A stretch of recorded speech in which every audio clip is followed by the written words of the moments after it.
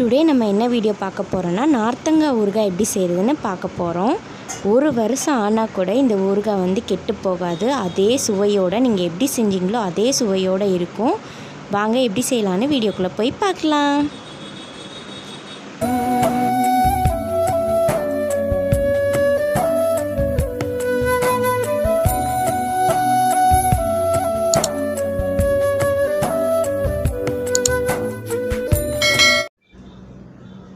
இந்த நார்த்தங்காய் பாருங்கள், 4 கீத்தை இப்போ கீறி அதில் கொஞ்சம் உப்பு போட்டு ஒரு கை அளவு உப்பு போட்டு இதே மாதிரி வச்சுக்கோங்க. வெயிலில் நல்லா ஒரு 8 நாளைக்கு இந்த வந்து நல்லா காயணும்.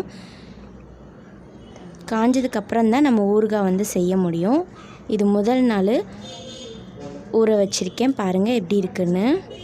இதே மாதிரியே நீங்கள் பண்ணுங்கள், அப்போ தான் நல்லாயிருக்கும். உப்பு அப்போ தான் வந்து அந்த காயோட சேரும்.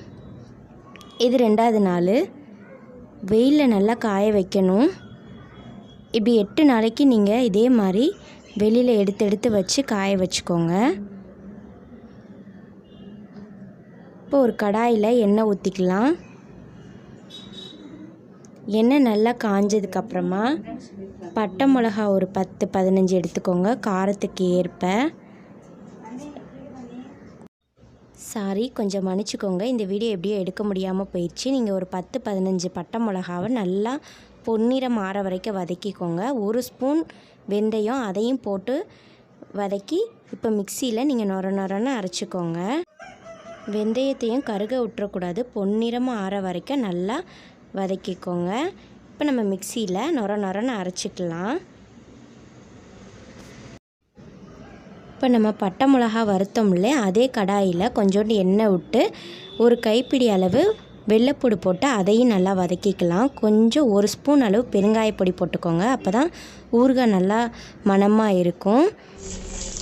இப்போ மிக்சியில் அதையும் அடிச்சுக்கோங்க. இப்போது கடாய் நல்லா காஞ்சிச்சு, எண்ணெய் விட்டு கடுகு போட்டு கடுகு நல்லா பொரிஞ்சதுக்கப்புறமா ஒரு 5-6 பட்டை மிளகா போட்டு தாளிச்சுக்கோங்க. தாளிச்சுக்கிறதுக்கு அப்புறமா நம்ம பொடியாக இதை நார்த்தங்காவை கட் பண்ணி வச்சுருக்கிறது இதோட ஒன்றா சேர்த்து நல்லா மிக்ஸ் பண்ணிக்கோங்க. உப்பு நம்ம போட்டு தான் ஊற வச்சோம், அதனால் உப்பு போட்டுறாதீங்க. ஏன்னா காயில் நல்லாவே உப்பு சார்ந்திருக்கும். நம்ம முன்னாடியே உப்பு போட்டனால மறந்தாப்பில் கூட உப்பு போட்டுறாதீங்க, அப்போ கூடுதலாக போயிடும் உப்பு. இப்போ நம்ம அரைச்சி வச்சுருக்க அந்த இதையும் மிளகாய் வத்தல், வெள்ளைப்பூடு, பெருங்காயம் இதெல்லாம் சேர்த்து அரைச்சோம் இல்லையா, அது எல்லாத்தையும் ஒன்றா சேர்த்து இப்போ மிக்ஸ் பண்ணிக்கலாம். இப்போ நான் வந்து நொரன்னு அரைச்சிருக்கேன். உங்களுக்கு நல்ல பொடி பவுடராகவும் வேணும்னாலும் நீங்கள் அந்த மாதிரியும் அரைச்சி போட்டுக்கலாம், மிக்ஸ் பண்ணிக்கலாம். இப்போ இது நல்லா வதக்கிக்கோங்க. இது ஒரு மாதிரி ஜூஸியாக வரும். தண்ணி கொஞ்சோண்டு ஊற்றிக்கோங்க. அதுவும் நம்ம சுடு தண்ணி தான் ஊற்றணும், பச்சை தண்ணி ஊற்றிடக்கூடாது. சுட வச்சு நல்லா அந்த தண்ணியை ஊற்றுங்க.